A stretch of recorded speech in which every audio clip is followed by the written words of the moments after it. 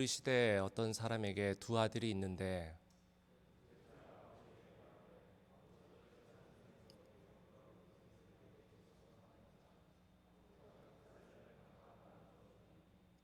그 후 며칠이 안 되어 둘째 아들이 재물을 다 모아가지고 먼 나라에 가 거기서 허랑방탕하여 그 재산을 낭비하더니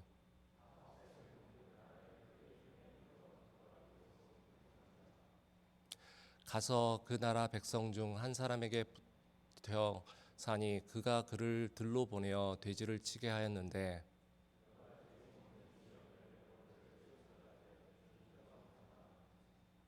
이에 스스로 돌이켜 이르되 내 아버지에게는 양식이 풍족한 품꾼이 얼마나 많은가 나는 여기서 줄여 죽는구나.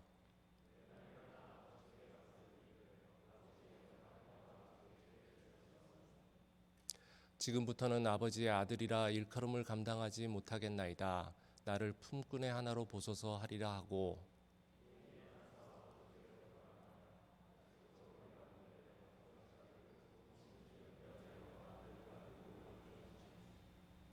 아들이 이르되 아버지 내가 하늘과 아버지께 죄를 지었사오니 지금부터는 아버지의 아들이라 일컬음을 감당하지 못하겠나이다 하나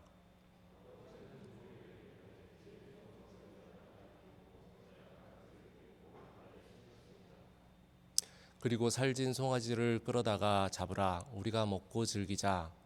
이 내 아들은 죽었다가 다시 살아났으며 내가 잃었다가 다시 얻었노라 하니 그들이 즐거워하더라. 자 이제 자리에 앉으시고요. 김상현 목사님께서 나오셔서 결핍에 대한 탕자의 오해라는 제목으로 말씀 전해주시겠습니다.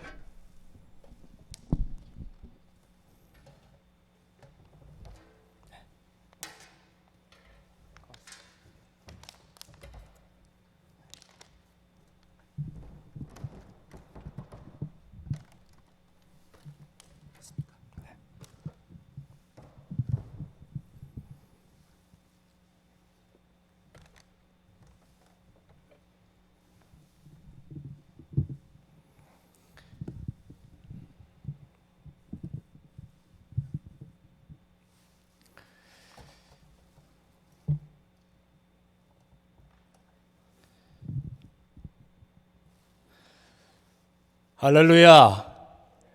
우리 예수님 사랑하시면 아멘으로 화답하겠습니다. 다시 한번 해봅시다. 우리 예수님 사랑하는 사람들은 우리 아멘으로 대답하겠습니다. 아멘, 아멘. 예수님은 어제나 오늘이나 영원토록 동일하신 우리 좋은 주님이십니다. 그 주님이 2000여 년 전에 팔레스타인 땅에서만 계셨던 것이 아니라 그 알로스 파라클레이토스라 그러죠. 원래 보혜사였던 그분이 그분과 똑같은 보혜사를 우리에게 선물하셔서 그 성령님이 아버지 하나님, 아들 하나님을 대신하여 이제는 시공을 초월해서 저와 여러분과 이 시각 이 자리에 함께 하시는 줄로 믿습니다.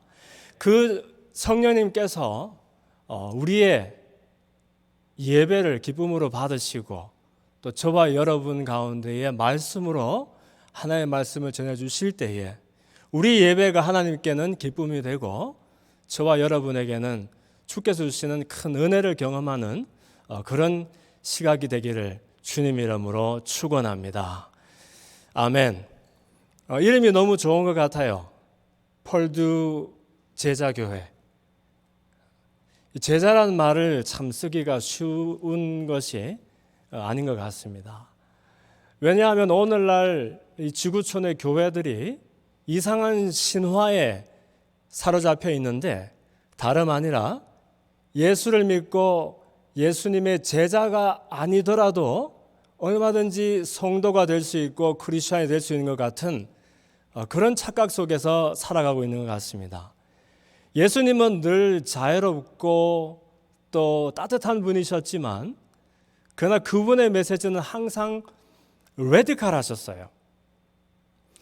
예수님의 말씀이 전혀 어렵지가 아니한데 코올릭의 어린아이들까지도 다 그 말씀을 듣고 생명의 길로 나올 수 있도록 너무 쉽고 명쾌하게 생명의 말씀을, 구원의 도를 전해주셨는데, 이상하게 사람들은 그 당시에나 지금에나 그 말씀이 무슨 말인지 문학적으로는 이해할지 모르나 그러나 그 속에 예수님이 전하시는 그 구원의 도를 따라서 기꺼이 대가를 지불하고 살겠다는 사람들이 흔치 않은 그런 시대인 것 같습니다. 그런데 그런 중에 저는 여기에 이렇게 한국 젊은이들이 많이 계신 줄 몰랐어요. 그런데 이 펄두 제자교회에서 다른 사람들은 다 자기들 즐거운 일로 바쁠 이 시각에 하나님을 예배하는 일을 최우선으로 여겨서 이 예배 자리로 달려 나온 여러분들을 하나님이 기뻐하시고 또 복에 복을 더하실 줄로 믿습니다. 제 소개를 잠깐 하고서 말씀을 나누는 것이 많은 일인 것 같습니다. 저는 김상엽 목사입니다. 또 선교사입니다. 지난 20여 년간 필리핀에 있으면서 필리핀과 또 아시아 지역에 선교하는 일을 위해서 헌신해 왔습니다. 20년간 그러니까 그럼 저 사람은 한 10살 때부터 선교사 했나 싶을 수 있는데 어쨌든 뭐 교회 개척, 교회 건축, 또 현지 목회자 훈련 여러 가지 사역을 하다가 후반기 한 10년 정도는 아시안 선교에 헌신해 왔습니다. 여기서 아시안 선교라는 것은 지금까지 전통적으로 선교를 받기만 하던 나라들, 그 나라들이 일어나서 이제 서양 선교사나 한국 선교사들이 갈 수도 없고 가지도 않고 또 가도 돌파가 일어나지 않는 그런 어려운 지역에서 이제 선교의 새 장을 열어가고자 하는 노력을 말합니다. 쉽게 말하면은 필리핀 출신의 선교사, 라오스 출신의 선교사, 미얀마 출신의 선교사, 인도네시아 출신의 선교사, 네팔 출신의 선교사들이 일어나서 이제는 초롱성과 같은 불교권에서, 회교권에서, 힌두권에서 또 사회주의권에서 선교의 돌파를 일으키는 일을 하자 하는 것이 제가 섬기는 일들입니다. 뭐 앞으로 기회가 있으면 더 나누면 좋겠습니다만 어쨌든 힘으로 또 우리가 가지고 있는 권위로 하던 그런 선교에서 벗어나서 이제는 돈이 없고 힘이 없는 중에 마치 그 사도들이 은과 금은 내게 없지만 나에게 있는 것으로 너에게 주노니 곧 나사렛 예수 그리스도의 이름으로 일어나 걸으라고 선포했던 것처럼 오직 복음의 능력에 의지해서 선교지에서 돌파를 일으키는 그런 일들을 위해서 사역을 해왔습니다. 그러다가 안식년을 겸해서 지난 몇 년간은 그 폴트 웨인 인디애나에 있는 콩콜디아 디알라지칼 세미나리에서 지금은 PhD인 미시올로지 과정을 수학하고 있습니다. 몇 주 전에 덕터럴 캔디디시 되었는데 아직 갈 길이 먼 것 같아요. 여러분들 기억이 닿으시면 이를 위해서 함께 저의 선교 사역과 또 장차 사역을 위해서 준비하고 있는 또 학업을 위해서 함께 기도해 주기 바랍니다. 잠깐 기도하겠습니다. 살아계신 아버지 하나님, 가난하고 겸비한 마음으로 주님 앞에 나와 주의 말씀을 듣기 원합니다.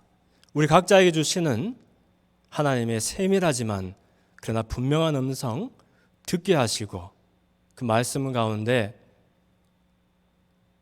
내가 생각하는 결핍 채우기 위해서 고단한 삶을 살아가는 그런 무능력한 생애가 아니라 나를 따르려거든 너를 부인하고 십자가를 지고 나를 따르라고 말씀하셨던 주님의 말씀 기억하면서 믿음의 대장부로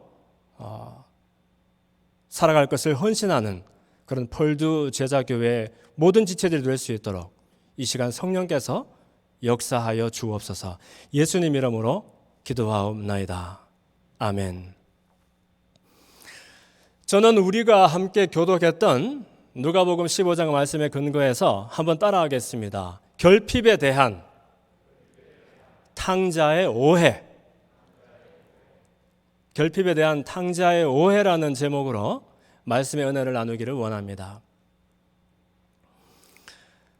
여러분, 창세기에 나오는 선악과를 잘 아실 것입니다. 이 선악과의 본래 이름이 좀 깁니다. 뭐죠? 선악을 알게 하는 지식의 나무 열매입니다. Fruit of the tree of the knowledge of good and evil이에요. 근데 이 나무가 대체 무엇이기에 첫 사람들 아담과 하와가 그 열매를 따먹고 하나님 저주를 받아서 동산에서 쫓겨날 뿐만 아니라 고단한 인생을 그렇게 살게 되었을까요? 하나님은 처음 사람을 지으실 때 그분의 형상을 따라 지으셨는데 지으신 다음에 다른 피조물들은 참 좋았다 그랬는데 사람 짓고 나서는 유독 참 좋았다라고 말씀하십니다. 자신의 형상을 따라서 지었다는 것은 서로가 서로에게 의미가 되는 그런 관계를 위해서 사람을 지었다라는 말씀입니다. 하나님은 사람의 하나님이 되고 사람은 하나님의 사람이 됩니다. 하나님 없이는 사람이 의미될 수가 없고 사람 없이는 전지전능하고 무수부지하신 하나님이 그러나 절대 주권자 창조로서의 그 의미를 가질 수가 없게 되는 서로 분리할 수가 없는 그런 관계를 말합니다. 그런데 모든 것이 만약 다 똑같다라면 누가 조물주이고 누가 피조물인지 어떻게 구별합니까? 이 유일한 구분은 오직 선악과를 따먹지 말라는 그 약속 하나뿐입니다. 이 약속이 바로 사람을 사람 되게 만들고 하나님과 완전한 소통을 이루면서 교제가 가능케 하고 그러면서 그분 안에서 피조물로서 모든 필요가 채워지고 또 결핍이 없는 그런 완전한 만족을 누리도록 우리를 보증하는 것이 바로 이 선악과였다는 것입니다. 그러므로 사단의 꿰매 빠져서 이 열매를 먹었을 때에 단순히 하나님과의 약속을 어긴 그 괘씸한 잘못을 저지른 정도가 아니라 피조물로서의 특권, 하나님만 의존하면 되던 그 특권을 벗어던지고 하나님으로부터 독립해서 마치 사람이 하나님인 것처럼 스스로 만족을 구하는 그런 존재가 되어서 나도 한번 독립된 존재로 한번 살아보겠다 하는 심각한 도전이요. 스스로 파멸로 내딛는 길이 된다는 겁니다. 그래서 사단은 이 열매를 먹어도 죽지 않을 거야. 눈이 밝아져서 하나님처럼 지혜롭게 될 거야 했는데 이 말은 한편으로 보면 맞는 말이고 또 다른 한편으로는 인류 역사상 가장 치명적인 거짓말이 되는 겁니다. 이때에 지혜롭게 된다 하는 이 말은 사람 입장에서 제 눈에 보이는 대로 생각하는 그 정도, 그 수준의 지혜를 말합니다. 이전에는 문제가 없었잖아요. 이전에는 벗고 있지 않았었나요? 하나님이 참 좋았다, 형상 따라 지어서 완벽하다, 만족이 된다 하는 그 사람들이 어느새 자기들의 벗은 것이 보이기 시작하고 부끄러워서 나뭇잎으로 옷을 해입고 가리는 그 정도의 지혜를 말하는 겁니다. 정작 이전에는 얼굴을 마주하고 하나님과 완전하게 소통을 이루던 그 사람들이 이제는 스스로 하나님을 찾을 수도 없고 알 수도 없고 볼 수도 없는 그런 소경이 되고 만 것입니다. 마치 필요 없는 이 가까운 것들만 또렷해지고 더 중요한 먼 것이 보이지 않는 영적 원시가 되고 만 겁니다. 저도 이상하게 가까운 것은 잘 안 보이고 먼 여러분들은 잘 보이니까 그래서 이렇게 안경을 이제 끼게 되는 거예요. 이래서 이후로 우리 사람은 하나님을 스스로 알지도 못하고 찾지도 못하는 그런 존재가 되고 맙니다. 요한복음 6장 44절에도 보면 나를 보내신 아버지께서 이끌지 아니하시면 아무라도 내게 올 수가 없으니 오는 그 사람을 내가 마지막 날에 다시 살리겠다고 말씀하십니다. 그러므로 저와 여러분이 오늘 그냥 무심코 이 자리에 모여 있는 것 같아도 하나님이 일부러 불러주시지 않으시면, 하나님이 일부러 이끌어 주시지 아니하시면 여러분이 하나님을 알 수도 없고 찾을 수도 없고 이렇게 나와 예배를 드릴 수도 없는 그런 놀라운 특권을 누리고 있다는 것을 알아야 할 줄 믿습니다. 이름 그대로 이 선악과를 먹은 사람은 그때부터 선과 악이 무엇인지 스스로 결정해야 하는 그런 존재가 되었습니다. 이전에는 하나님이 그것을 정해주면 될 일입니다. 그리고 하나님은 늘 그분 안에서 우리에게 가장 좋은 것을 주심으로 우리는 선이 무엇인지 악이 무엇인지 따질 필요가 없는 그런 만족한 생애였습니다. 그런데 이제는 내가 보기에 좋아 보이면 선이 되고 내가 보기에 나빠 보이면 악이 되면서 매 순간 이것을 정의하며 살다 보니 인류의 고단하고 비극적인 역사가 이렇게 시작이 된 것입니다. 에이브라함 매슬로우라는 사람이 사람의 기본적인 필요, 이 hierarchy of basic needs에 대해서 설명한 적이 있습니다. 피라미드 모양을 그려놓고 아시는 분 있으실 겁니다. 사람이 행복하려면 적어도 이러한 기본적인 필요들이 채워져야 행복할 수 있다 하는 얘기입니다. 여기서 필요라는 것은 생리적인 필요, 안전의 필요, 소속감과 애정의 필요, 그리고 자기를 실현하는 그런 필요들을 말합니다.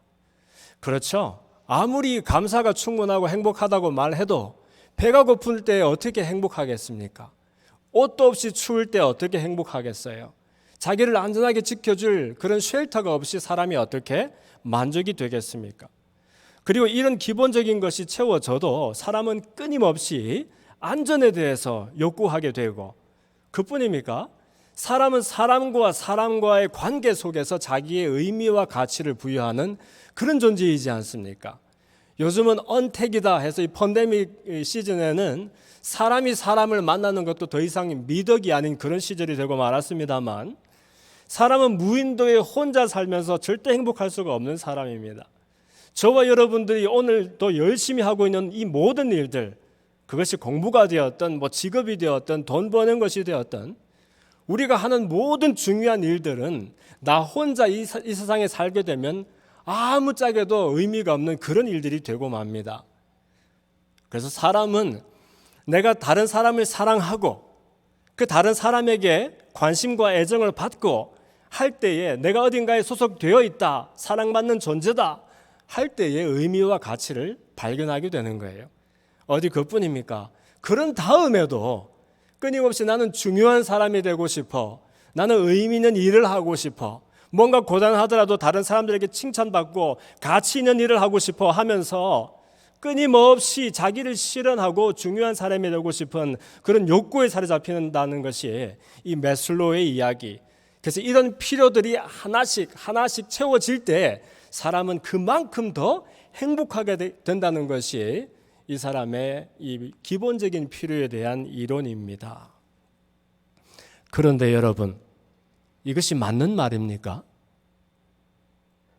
필요가 채워지고 욕구가 충족되는 것은 중요한 일입니다만, 정말로 그 필요들이 채워지면 그 채워진 양에 비례해서 우리의 삶이 행복해지는 것은 맞습니까? 이것은 하나는 아는데 둘은 모르는 이야기라고 생각합니다.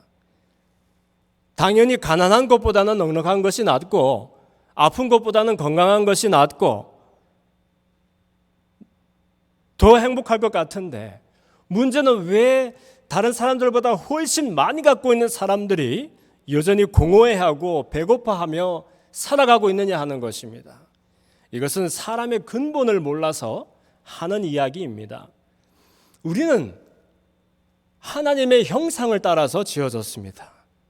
그러므로 우리에게 혹시 필요가 있거든, 욕구라는 것이 있거든, 그것은 틀림없이 무량한 것입니다.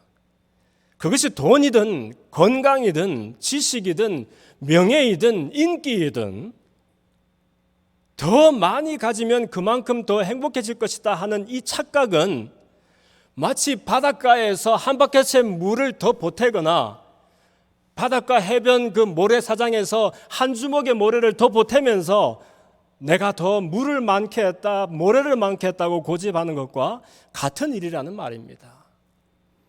인류 역사상 우리는 가장 번성하고 풍요로운 시대를 오늘날 살고 있습니다. 그런데 지금 이 지구촌에 가난하지 않은 사람이 어디에 있습니까? 가난한 사람도 물론 가난하지만 부유한 사람도 가난한 시대를 살고 있잖아요. 얼만큼 부유하면 부유한 것입니까, 여러분? 지금처럼 팬데믹이다 그러고 포스트 모던 시대에는 이제 노동력으로 돈을 만들 수 있는 시대가 지났대요. 자산으로 자산을 만들 수 있는 시대랍니다. 그러니 돈 버는 사람들은 그냥 자기가 만들어 놓은 이 자산이 더 많은 자산을 만들어서 그냥 부를 주체를 못할 것 같은 그런 시대를 살고 있다는 겁니다. 오늘날의 그 어마어마한 재벌들의 그 부의 규모가 얼마나 놀랍습니까? 그런데 정말 그 사람들이 충분히 그 부 때문에 행복할 만큼 충분히 부유합니까? 그렇지 않다는 겁니다. 사람들이 가난해서 비관이 되어서 죽는 사람들, 가난한 나라의 사람들입니까? 우리 필리핀의 분들, 미얀마의 분들 가난하다고 배가 고프다고 굶어 죽지 않습니다. 부유한 곳에서 사람들이 그 부유가 결핍이 되어서 죽어가고 있는 것입니다. 그러니 사람의 이 무한한 필요와 욕구를 채울 수 있는 것은 오직 우리 하나님 한 분뿐이라는 것을 기억해야 할 줄로 믿습니다. 러시아에 있는 생페테르부르크에 가시면은 이 알미타주라는 미술관이 있습니다. 세계에서 가장 소장품이 많은 미술관인데요. 여기에 있는 그 수많은 작품들 중에서 빛의 화가로 유명한 렘브란트의 그 유명한 작품 뭐죠? 돌아온 탕자라는 그림이 있습니다. 여러분, 저는 이 그림 앞에서 마치 정신이 나간 사람처럼 그것이 얼마나 시간이 지났는지 모르고 한참을 그냥 얼어붙어서 그 그림 앞에서 서 있었던 적이 있습니다. 렘브란트는 늘 그의 그림에서 이 극명한 명암의 대조를 보이면서 자신이 그림 속에 담고자 하는 메시지를 그냥 마치 각광을 쫙 이렇게 비춰주듯이 그렇게 드러나게 하는 것으로 유명한 사람입니다. 근데 이 그림 속에 보면은 언제부터 신발도 없이 그렇게 맨발이었는지 그 더러운 발에다가 이게 거죽인지 사람 옷이 입는 옷인지 모를 그것을 덮어쓰고 온 머리는 그냥 다 헐어가지고 대머리인지 그냥 사람 머리인지 분간할 수 없는 그런 막 몰골을 해가지고 뒤돌아서 있는 그 초라한 둘째 아들 탕자의 모습이 담겨져 있습니다. 그런가 하면 마주 앉은 자리에서는 너무나 늙고 노쇠해서 눈뜰 기력조차 제대로 없는, 그나 눈을 감았는지 떴는지 모르겠는데 그 이상하게 그 표정 속에는 무한한 자애로움으로 그 돌아온 오매불만 기다리던 자식을 너무나 기뻐서 끌어안고서 그냥 기쁨을 견디지 못하는 그 아버지의 모습이 담겨 있습니다. 저는 이 그림 속에서 바로 다른 사람들이 아닌 저 자신의 제 스스로의 모습을 발견하고 마치 얼어붙은 동상처럼 한참을 그렇게 서 있었습니다. 오늘 우리가 교독했던 누가복음 15장에 나오는 이 탕자의 비유가 바로 렘브란트의 작품 속에 담겨져 있는 이야기가 됩니다. 어느 집에 둘째 아들이 아직 돌아가시지도 않은 아버지에게 자기 몫의 유산을 구합니다. 그리고 그 재산을 만들어서는 먼 나라로 떠나서 허랑방탕했다는 우리가 잘 알고 있는 이야기입니다. 돈을 잘 쓰니까 당연히 사람들도 많이 모이고 친구들도 많이 생겼습니다. 창기들과 어울려서 쾌락에 빠져서 정신을 못 차리고 그렇게 살았습니다. 그러나 여러분, 사람이 만든 부요는 영원하지 않습니다.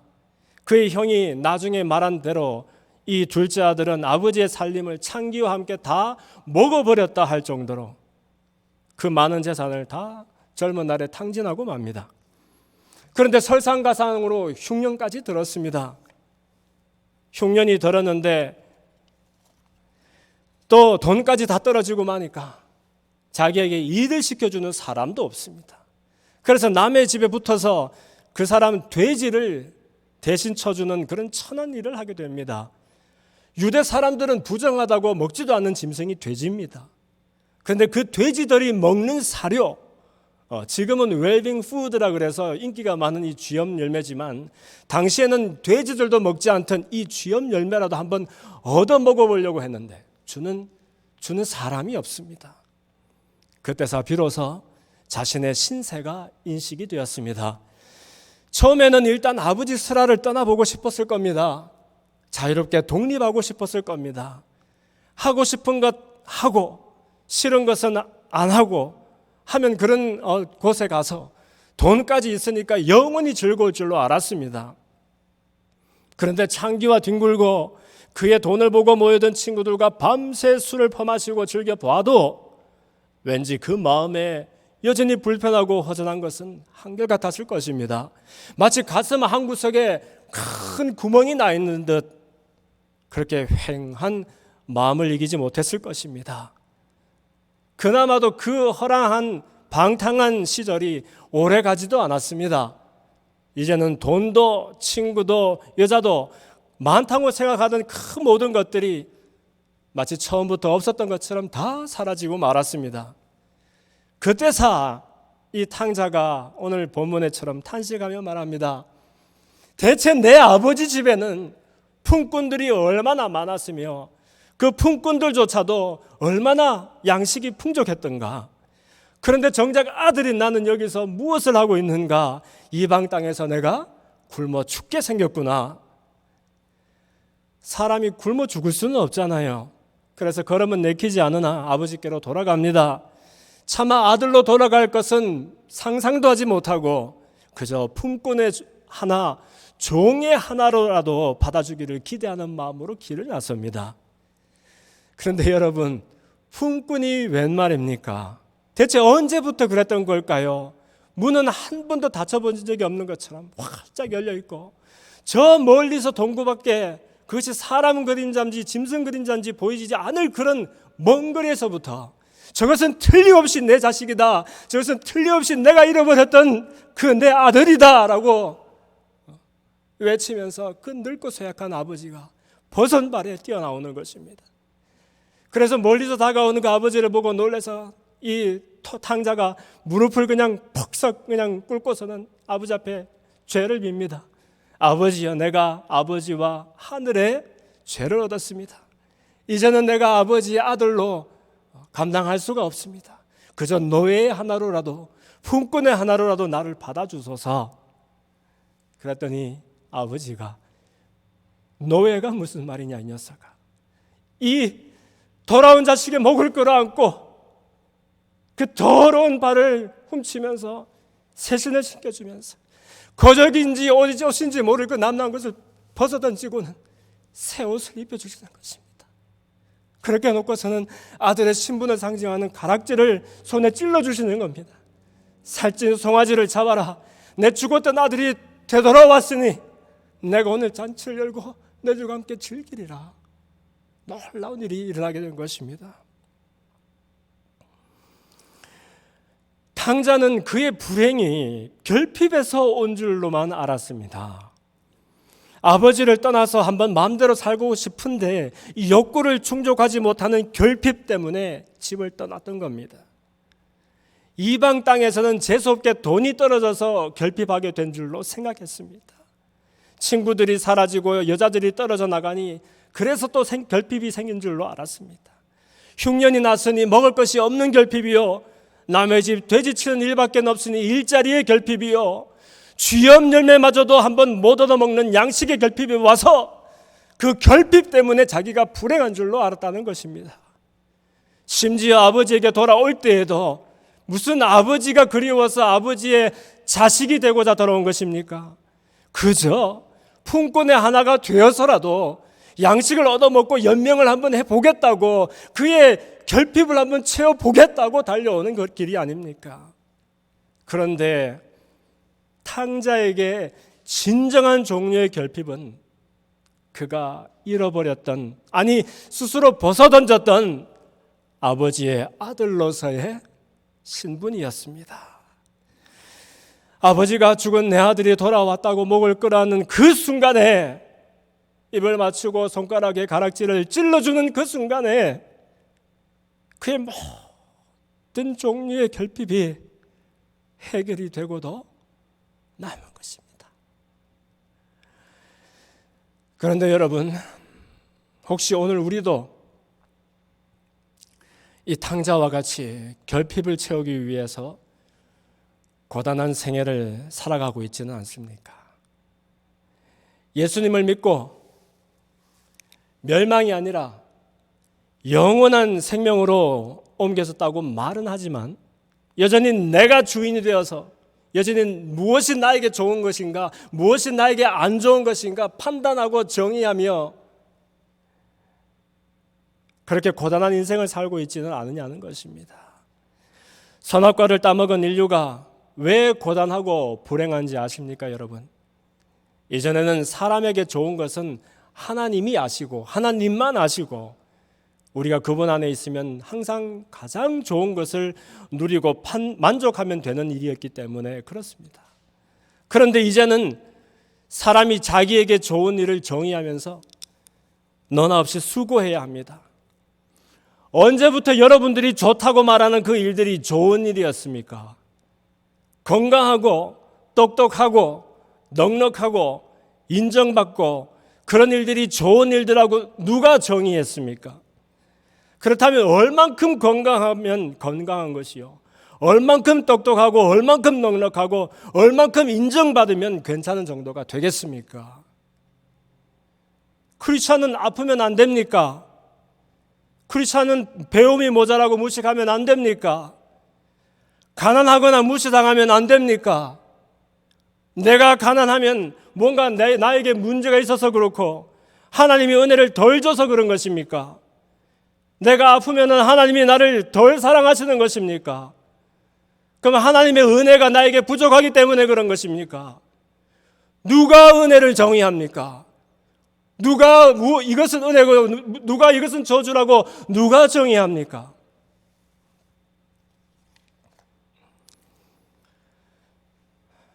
저는 아시아 선교사들을 훈련하는 일들을 지금까지 해왔습니다.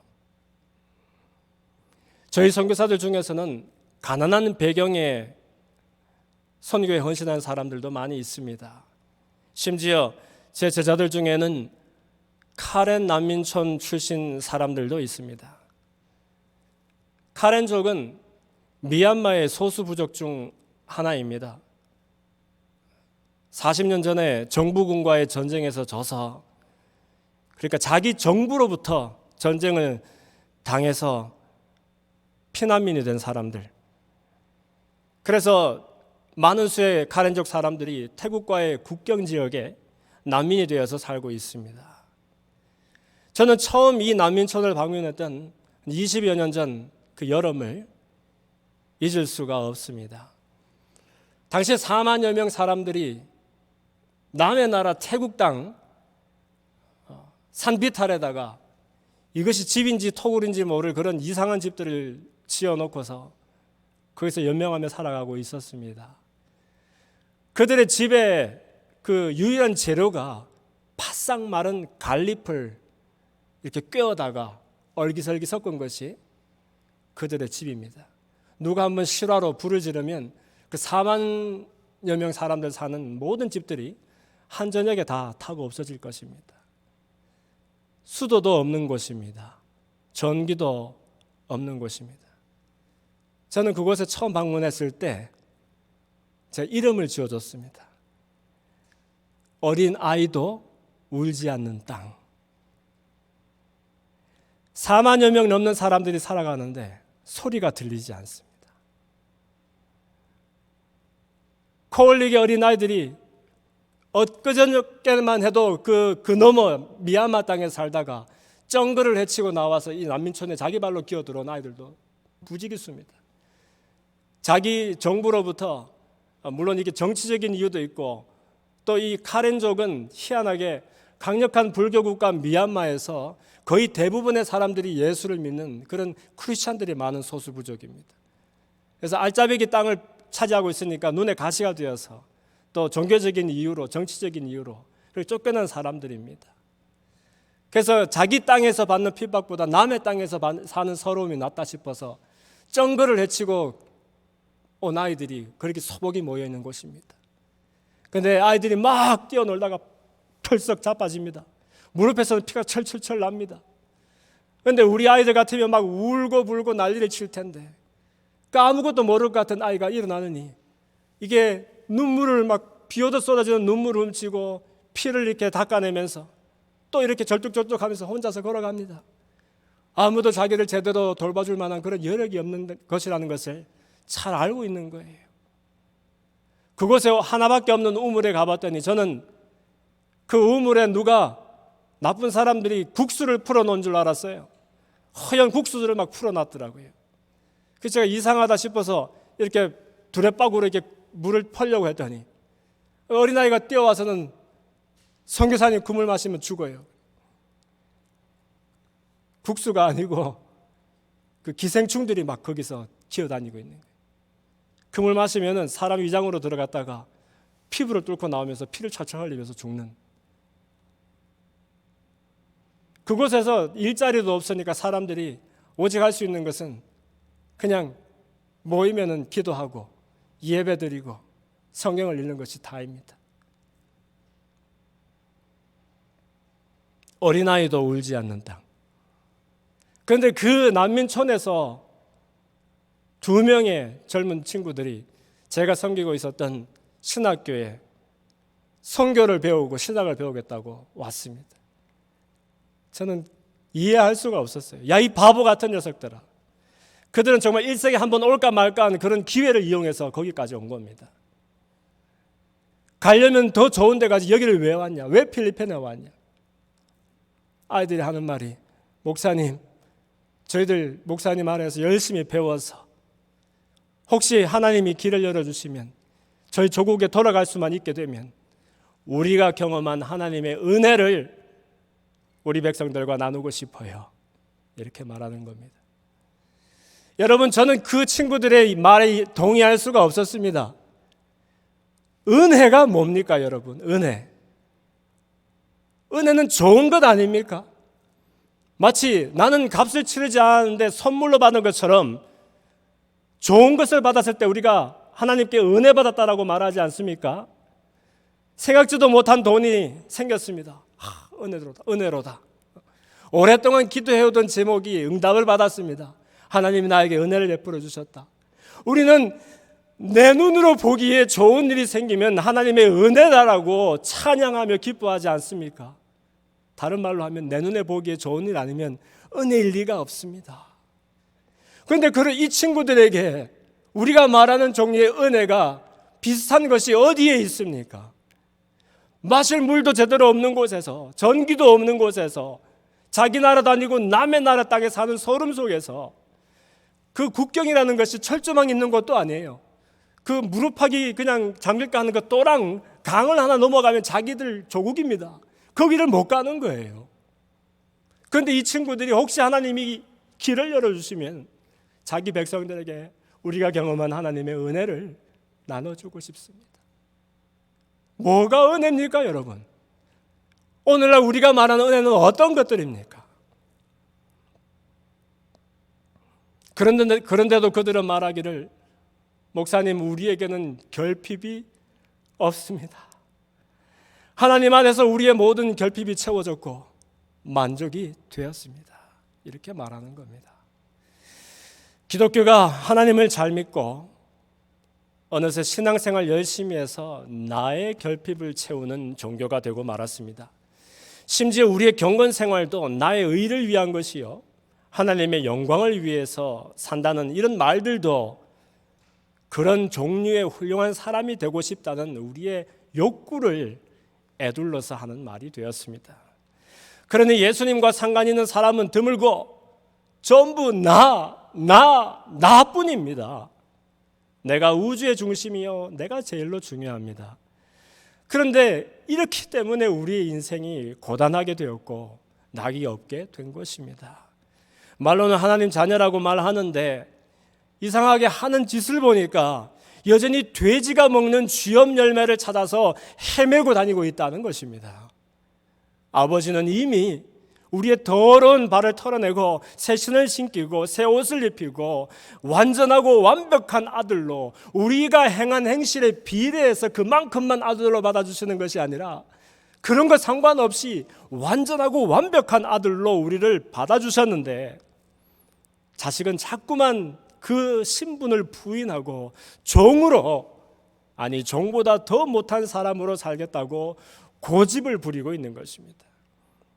이러니 예수 믿고도 수가성 우물가 여인처럼 나는 여전히 결핍하여 목이 마르다고 사람들은 불평하고, 예수 믿고도 나는 아직 예수 믿기에는 모자란다, 죄가 많아서 제대로 된 하나님 자녀 되려면 더 많이 치성드리고 거룩해져야 된다 고집하면서 자꾸 예수님을 밀어내는 것입니다.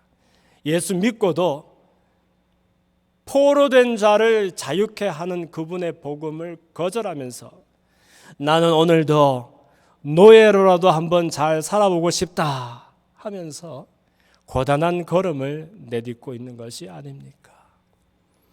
그런데 여러분, 여기에 한 소망이 있습니다. 예수님은 저와 여러분을 피곤하게 만들려고 오신 분이 아니십니다.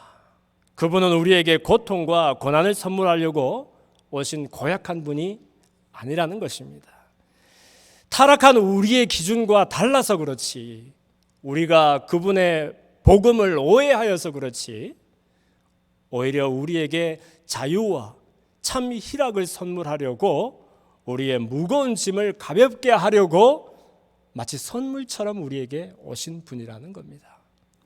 마태복음 11장에 보면 이렇게 말씀하고 있잖아요. 수고하고 무거운 짐진 자들아 다 내게로 와라, 내가 너희를 쉬게 하리라. 그러면서 예수님 뭐라 하세요? 나는 마음이 온유하고 겸손하니 내 멍에를 메고 내게서 배우라고 말씀하십니다. 그러면서 그러면 너희 마음이 쉼을 얻으리니, 왜? 이는 내 멍에는 뭐라고요? 쉽고 내 짐은 뭐라고요? 가벼움이니라, 이렇게 말씀하세요. 따라합시다. 내 멍에는 쉽고, 다시, 내 멍에는 쉽고 내 짐은 가벼움이나. 주님은 우리 멍에를 쉽고 짐을 가볍게 해주기 위해서 오셨다는 겁니다. 그러니 하나님 주시는 것에 나쁘고 버릴 것이 하나도 없습니다. 그분의 관심은 오직 우리가 좋은 일로도 나쁜 일로도 그것을 통해서 하나님의 한결같은 사랑으로 돌아와서 그분의 자녀로서의 자유를 만끽하고 즐거워하는 데 있다는 겁니다.